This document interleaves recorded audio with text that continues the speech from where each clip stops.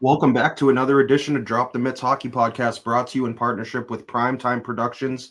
Today we have a special guest from Boston University, defenseman Aidan Celebrini. Aidan, how you doing, man? I'm great. How are you?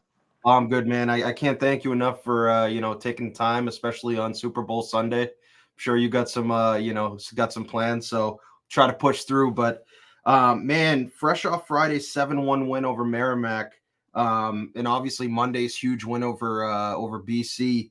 And then you guys are on a 3-game heater, not to mention. How do you guys keep that same momentum going into such a big game like tomorrow? Obviously, the Beanpot, which is such a big tournament for the Boston area, and especially you guys. Yeah, it really comes down to finding our identity and sticking to it. We've had some ups and downs all year. We've had some times in the year where we felt unbeatable. Some times where we felt like we couldn't get a bounce, couldn't get a win, and it's really about Coach Pando has done a great job just sticking to that identity that we've set for ourselves, and it it makes sure you don't ride that roller coaster for too long. Yeah, for sure, man. And like you mentioned, you guys are 19-7-1 on the year, 722 win percentage, and then in conference, 13-4-1, which is unreal. You guys have had a crazy good year. What's been the message in the locker room? I mean, you mentioned not riding the wave too long and kind of staying mutual, but like, what's been the message from the leaders in the locker room of how to stay even keel throughout this year? Yeah, it really comes down to just show how much we care about each other. Like, I mean, like I said, there have been games where we've maybe had big leads and started taking our foot off the gas, or at the same time, maybe losing games we shouldn't have lost. And it really comes down to just showing each other how much you care for each other, and being able to sacrifice for each other. And I mean, we got such a tight knit group, and a group that's got the chemistry and got the ability to do great things. So it's just about proving that to each other and making sure we're in it together. Yeah, man. And again, for sure. And Monday was your first Beanpot appearance, right? And as a kid, like, what was that experience like, man, with all the fans, like packed garden, right? And you guys had the later slate too, so the entire barn was packed. You hear the student sections friggin' barking back and forth at each other, man. What was that experience like for you? I mean, you hear stories, even being a Western Canada kid, you hear stories about the Beanpot. I mean, it's it's got to be the most special non playoffs tournament in college hockey. And I mean, for the first taste of that to be not only that, like you said, but also the BCBU rivalry where Yeah. we really owed them one. It was unbelievable. It was so special. And yeah, I mean, it was a great game. Glad we ended up getting the win, Yeah. but I mean, the atmosphere was unbelievable. Yeah, It's man. yeah, Yeah, it was special. crazy, man. Like I was dying so hard at some of the chants, man. I was like, these people, like these students, man, they're so crazy. I'm seeing like brawls in the stands. I'm like, this is electric. But but yeah, man, talk to us about that BC win. I mean, you guys started off hot. Obviously, your brother Macklin had started off hot, and kind of as the game went on, BC kind of clawed their way back. Talk to us about that game and what went right for you guys, what went wrong. Obviously, it doesn't matter. You guys came out with the win. You guys are going to play Monday against Northeastern, but talk to us a little bit about that game and again, what went right for you guys throughout the whole game. Yeah, I mean, like you alluded to, it starts with obviously Mac being the special player he is. Got us two huge ones, and really got us the momentum. I mean, as a locker room, we weren't gonna we were desperate for that one. We needed that one, and yeah, we were confident in the guys we had in that room, and it showed. And yeah, it really, I mean, every time we play those guys, it's I mean, Yeah, it's a battle, dude. yeah, Every time, yeah. it's a battle for a reason. They're an unbelievable team, and it showed. I mean, we weren't safe at any point in that game, and Yeah. but we stuck to it. Obviously, got some unlucky bounces to Yep. make the game tighter than we wanted. But I mean, it was it's That's a they're an unbelievable team with no quit, and it showed. very similar to you guys, man. That no quit, aspect of, you guys are such a close knit group with that no quit attitude. I mean, you guys have played Northeastern twice this year, both being 4-3 overtime games. You won one, you lost one. What's made Northeastern so difficult? I mean, obviously they're lower in the rankings, but sometimes as loaded as the Hockey East conferences, that doesn't always, I mean, that's why you play the game, right? Even though they're lower in the rankings, I mean, you still got to play the game, and anything can happen in these kind of games. What's made them so difficult to play against this season? Totally. I mean, you look at our whole conference. There's Unbelievable. no easy games. Like that's why you come to Hockey East. That's what makes it such a fun conference to be a part of. And Northeastern is no exception. I mean, they're a really good hockey team. Like Yeah. you see how they play defensively. You see their sticks. Yeah, they're where they are in the rankings doesn't reflect how they are as a hockey team. They're super talented.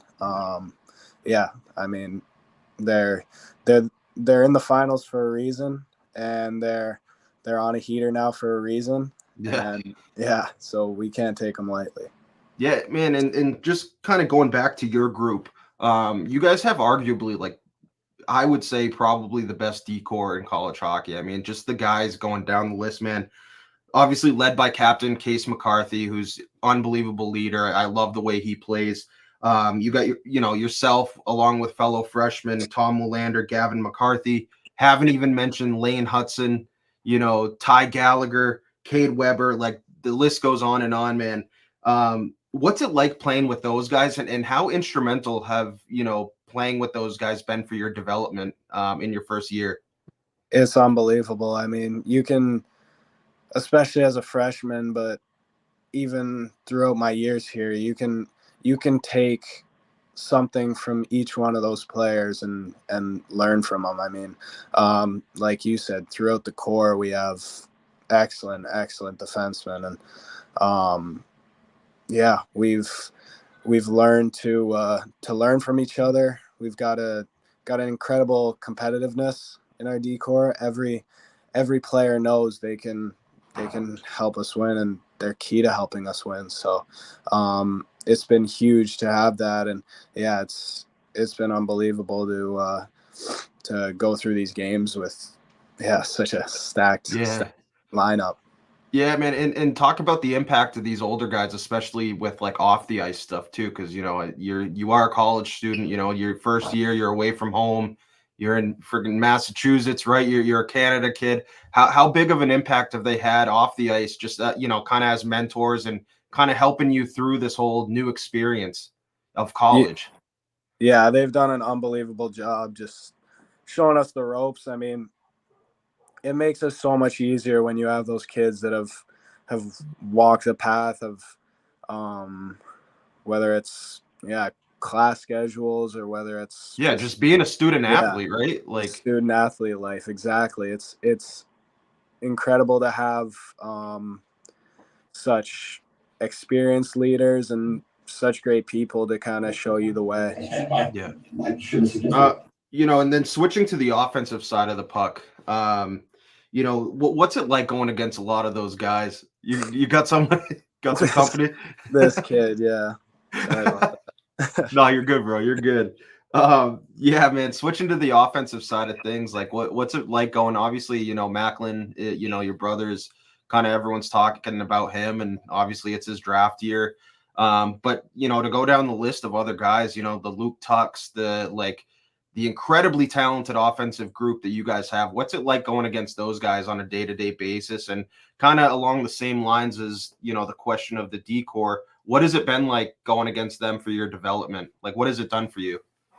I mean, yeah, just like I said about the decor, I mean, going up against every single one of those forwards gives you a challenge, and gives you a different challenge, and gives you a different area you can learn. Like, yeah, I could go down the list of all the forwards that have, yeah, just Yeah, man, I could go down the taught me. list, but we might be here with a little Exactly, while exactly. with this I don't think crazy we have. loaded.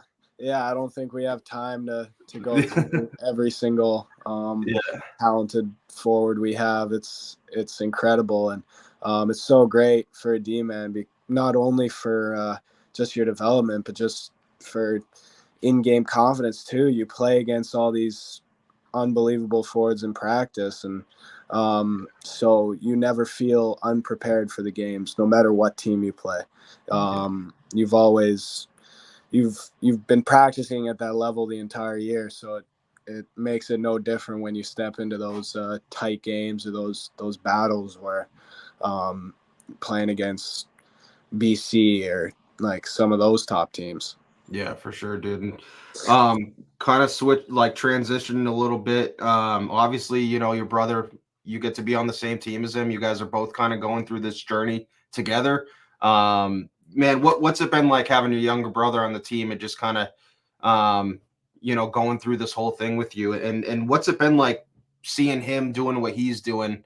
At the level he's doing, being the youngest player in college hockey. It's unbelievable. I mean, right now he's the favorite for the Hobie Baker Award. Like, what's it been like seeing him do his thing, and obviously in his draft year, like when it's crunch time, right? Totally. I mean, yeah, it's obviously so special to share these moments with be in those Beanpot games with Yeah, those rivalry games every step of the way, like have him there by my side. And honestly, like, I'm so proud of all he continues to accomplish. Like, um yeah, the pride I have for how great he's doing, and will continue to do. It's awesome. I mean, it's every older brother's dream to see their younger brother succeed. Like, we both have our own paths. We both have different paths, but nonetheless, we're in it together. And I mean, yeah, couldn't be happier that's for him. incredible stuff, man. Just being able to, I just think about you guys being able to share that moment, and me having a younger brother too. I can't even imagine what it's like being able to see, what he's doing at such a high level and the success both of you guys are having together, which makes it all the more special. But growing up with your brothers, man, what was it like growing up in a hockey family? All you guys are incredibly talented hockey players. You know, any battles growing up, and you who usually came out on top on the in those battles? Without a doubt. I mean, yeah, it's me and Mac have definitely had our battles going one on one at the North Shore Winter Club or Little down mini in our hockey. basement. Yeah, it's I mean, yeah, I could tell countless stories of the many series that have ended up one game wins and losses, but yeah, it's been awesome going from those battles, those one-on-ones, those simulated games, to now experiencing those tight series and those tight games with him on my Together. Yeah, team. Yeah, that's so sick, dude. it's awesome. Yeah, man, and getting into your path a little bit. Prior to BU, you had 2 great years at Shattuck St. Mary's, which is an incredible hockey school, just school in general. 2020, 21, you had a goal, 13 assists in 42 games. And then 2021, 22 is where you really elevated with 2 goals, 30 assists in 55 games. But sometimes it's not always on the stat sheet what you're great at. Sometimes those things don't always pop up on the stat sheet. What areas of your game do you like take the most pride in? Yeah, I'm glad you brought that up because that was a really big thing for me growing up. I mean, um, yeah, I was a late developer. I mean, um, wish I was one of those kids who was top of the pack from a young age, but I had to I had to work to get to this level, and the stat lines show it. I wasn't a special player when I was at that age, but I'd like to think I had a special mentality, and I kept working. I stuck with it, and yeah, it's a great kind of look back into how far I feel I've come because of that. Like, I feel like I've never been an offensive defenseman. That's never been my game. As much as I keep trying to learn that side, trying to build that side, I've always prided myself on being an elite defensive or two-way defenseman. Yeah. But obviously, every hockey player wants to get his points, and Yeah, of that's course, man. definitely something I've really been working on. Yeah, that's awesome, man. And going back to Shattuck, what did Shattuck do for your development, both on the ice, off the ice? How instrumental was that school, prior to getting where you are now? Totally. I mean, when you're there, you're surrounded by elite players and elite coaches. Like, it's whatever you want to put into working at your game, you will get out at Shattuck. Like, Yeah, it's a great catalyst for any young player who wants to elevate their game. I mean, and it's not like just going there will make you a better player. Obviously, you have to seek out that development yourself, but there's no better place in the world to do it. yeah, dude. It's got a reputation, deservedly so, and it's a great place for my development, for Mac's development, for countless young athletes. Yeah, I mean, incredible school. Like, man, the best of the best. The list goes on of the players that have gone through that school. But, last year you were selected in the sixth round, 171st overall, by the Vancouver Canucks. Man, talk to us about what you remember from that day, getting that call. Seeing your name, right? Talk to us about that day and the moment you found out that you were going to Vancouver.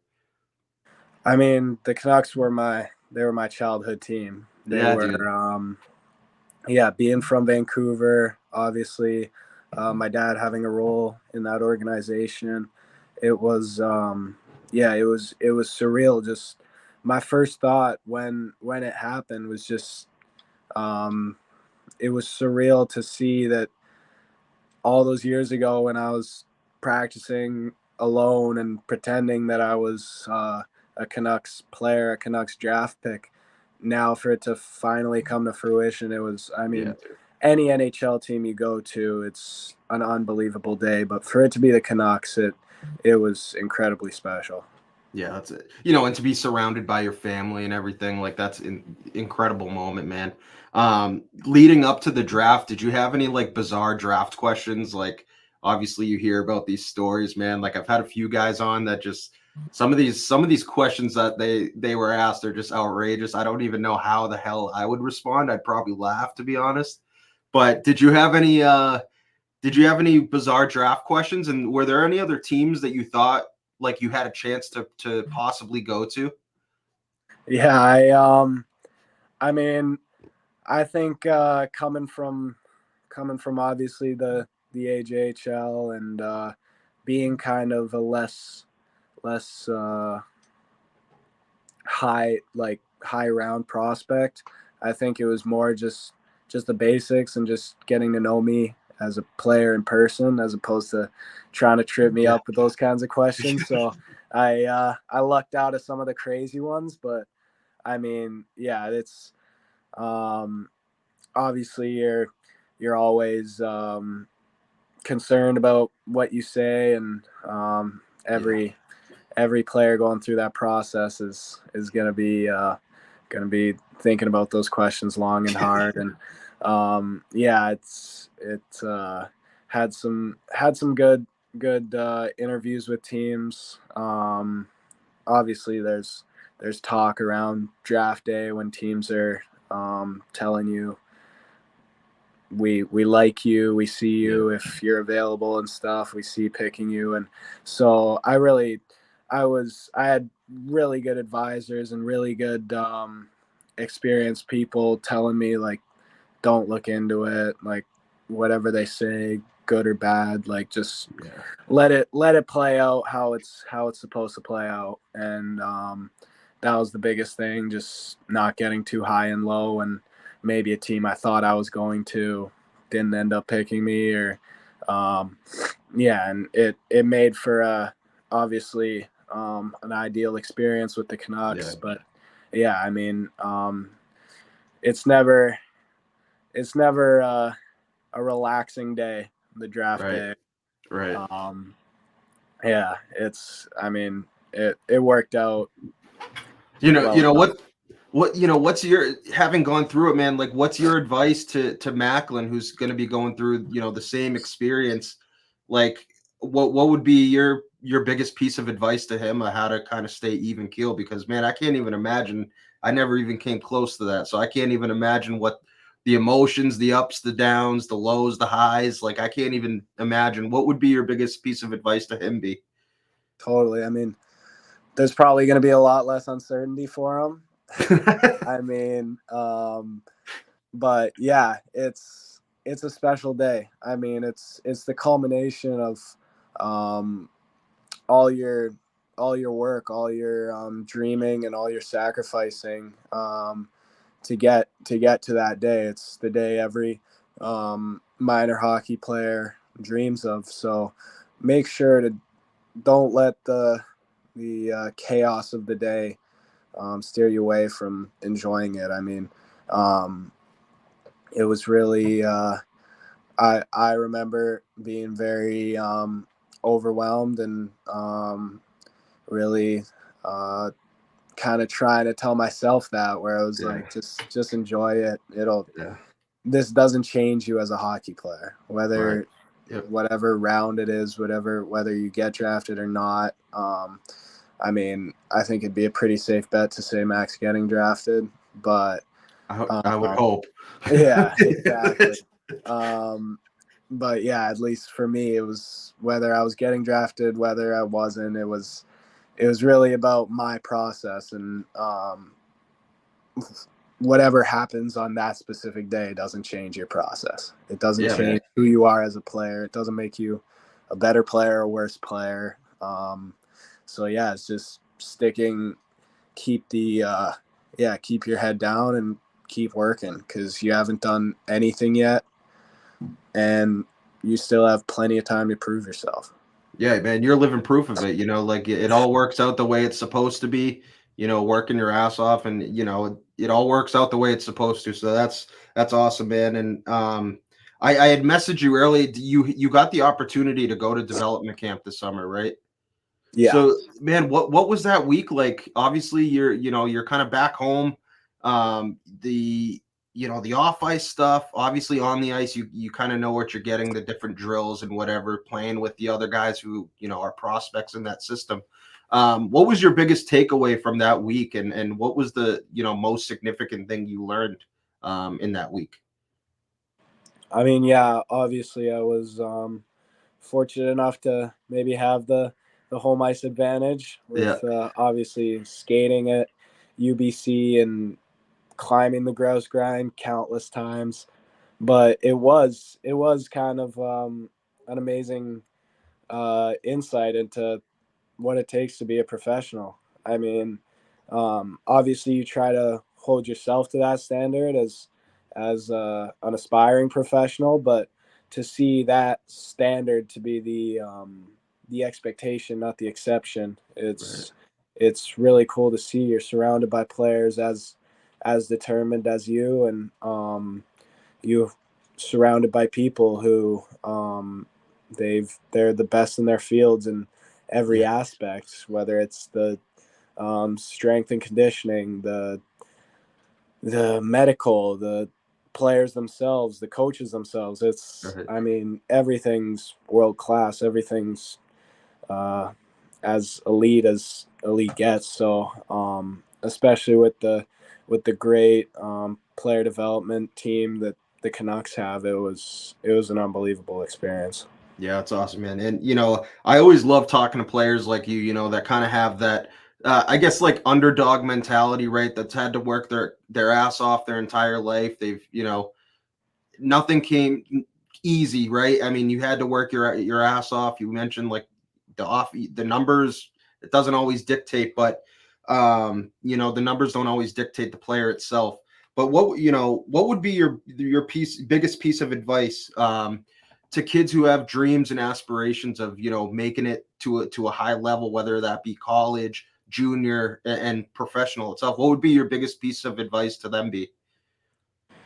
Yeah, I mean, the NHL draft was the highest I was ever drafted in major, junior, and USHL. Like, it doesn't matter how you start or how good you are when you're 14. It's if you're willing to sacrifice everything for the process. It's if you're willing to, um, even when people don't believe that you have a future, to believe it yourself, and to because there's this great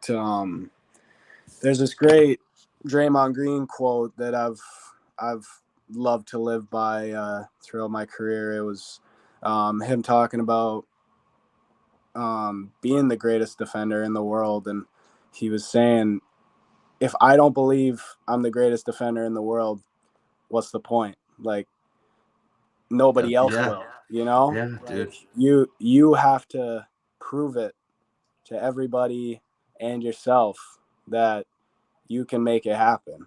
And I love that, dude. there's still a lot to prove for Yeah. me and for um, all my teammates. Hell yeah, man. I love that. Well, listen, man. I wish you guys, I can't wait. I'm hoping I can be there, for the game. I wish you guys the best of luck, man. I mean, you guys have been playing unbelievable hockey, and I wish you guys the best tomorrow. And before we go, I gotta ask, man, with it being Super Bowl Sunday, you got any predictions on the game, whether team scores or MVPs of the Super Bowl? You got any predictions? I mean, I'm a Cali boy now. You know, the family's down in the Bay now, so I got to Yeah. roll with the Niners. And All right, man. I mean, seeing Brock Purdy, seeing his story, and um, I mean, he's an inspiration for a guy like me. So yeah, I'd love to see him get it done and pick up that hardware. I could not agree with you more, man. I'm rolling with the Niners too. But Aidan, man, I can't thank you enough for coming on. Obviously, best of luck tomorrow. Best of luck the rest of the way. I wish you and the boys, nothing but the best and success the rest of the year. So I can't thank you enough for coming on, man. I really appreciate you. Thanks, Chris. I appreciate it. All right, take care, man. You too. That was Aidan Celebrini, defenseman for the Boston University Terriers. Aidan and the rest of the Terriers are going to be taking on the Northeastern Huskies tomorrow at the Garden in the Beanpot final. That game is going to be at 7 p.m. You can catch that on Nesson. Going to be an awesome game. I two absolutely just great teams. I mean, this Hockey East is absolutely loaded, and I couldn't be more excited for this game. So yeah, that concludes today's episode. Obviously you can subscribe to us on all platforms that you listen to. Apple Podcasts, Spotify, Google for I believe until April until they go away. You can also subscribe to our YouTube at Drop Mitts Hockey to catch all these interviews. We have them split, so even if you just want to watch the interviews itself, you can catch all those. But another unbelievable episode with Aidan. Obviously talking about his brother Macklin, his journey, getting to the NHL, getting drafted, and obviously just talking college hockey and BU Terriers. So that concludes episode 32 of Drop the Mitts Hockey Podcast, brought to you in partnership with the one and only Primetime Productions. So yeah, I hope you guys enjoyed this episode. It's a two-parter. So yeah, the rest of it's going to be, NHL talk, but we had obviously Jackson Dorrington, Northeastern defenseman, talking Northeastern side of things. And then obviously Aidan today on Super Bowl Sunday. So, hope you guys have a great rest of your weekend. Enjoy Super Bowl Sunday. I hope you guys are all having a great time with family, friends, and being safe out there. But that concludes today's episode, and go Niners. Take care, guys.